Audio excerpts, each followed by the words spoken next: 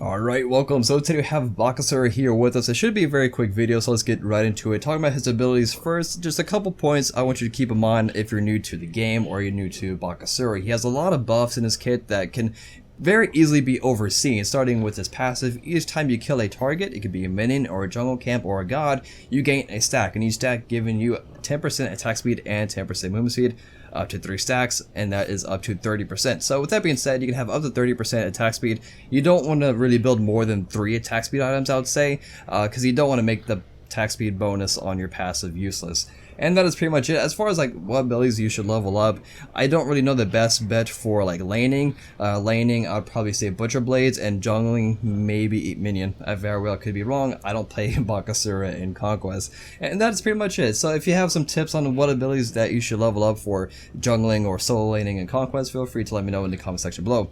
Now let's get into actually building BAKASURA. Now for BAKASURA, his build doesn't really change much from game mode to game mode. So starting with Conquest, if you're jungling, obviously you want to go into the Bubbles Mask. If you're on the solo lane or whatever lane you are in, you could be a support BAKASURA, who knows.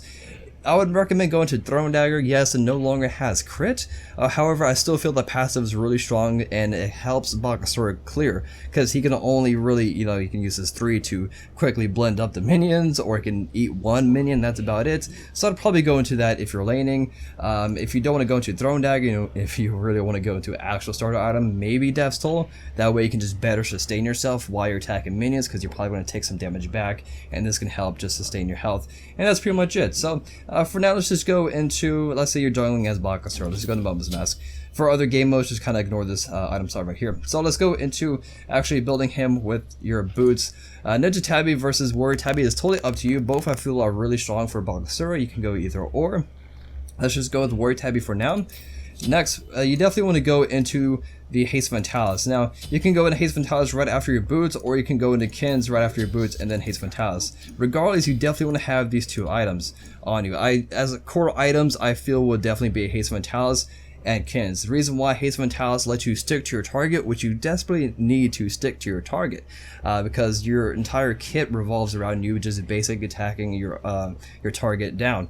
So Haste Fatalis allows you to stick to your target, and then Kins, it's really such a strong item for Season 3, I feel, because it's in a really good place as far as gold and how much power and the passive, how strong it is. It just really gives you a huge power spike. It's night and day from having Kins and not having Kins. So let's just go into that. After this point, you have a few different options you can go into. For Season 3, we have Stone Cutting Sword that's just really good for a lot of assassins and even some warriors.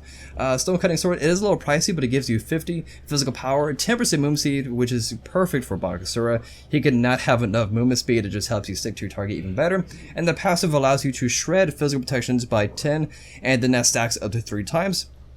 And since you have a lot of attack speed and you're really auto attack based, it's super easy to get those 3 stacks on your target, and that also gives you more physical protection. So between eating a minion with your 2, that's more protections, and then having Stone Cutting Sword, you're having a lot of protections without even having to build a physical protection item. So it does a lot of things all in one. You can go into that, or if you don't want to go into that and you want some actual true pen, then you can go into Titan's Bane. However, I'd also kind of consider Stone Cutting a core item for BAKASURA. But if you want to just to maximize your overall protection shred and just penetration, I'd definitely go with the Titan's Bane with the Stone Cutting Sword. So that way you have flat protection removal, and then you have percentage base, which is perfect for tanking targets and as well as objectives like Fire Giant and Phoenixes. And then you can sell your starter item regardless of what it was mid to late game whenever you feel like you don't need it. If it's Throne Dagger, you typically sell that at your very last item slot, or just buy your last item. And then this is where you can really change up your build. You can go into a crit item if you really want to. If you don't want to go into that, and let's say if you need like some anti-healing, you can go into Brawlers, or in the case if you want to do like even more true damage, as you already are, you can go into like one of the Crusher or the Baldur's Beast Stick.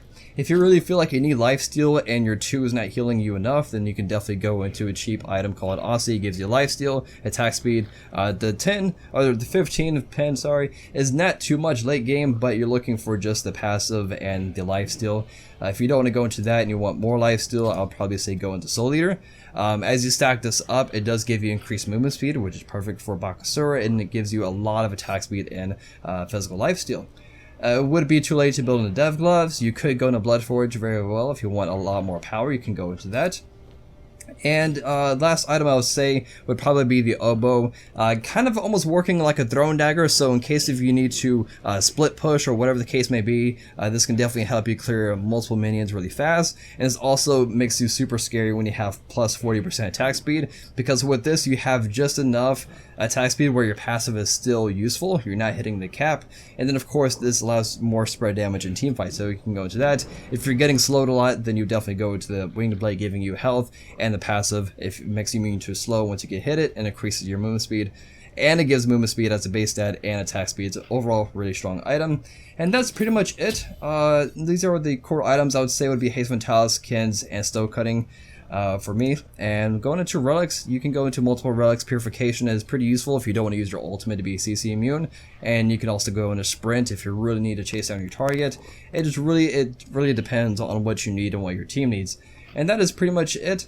Now let's go and just have fun just testing it out on the good old Oldham bot.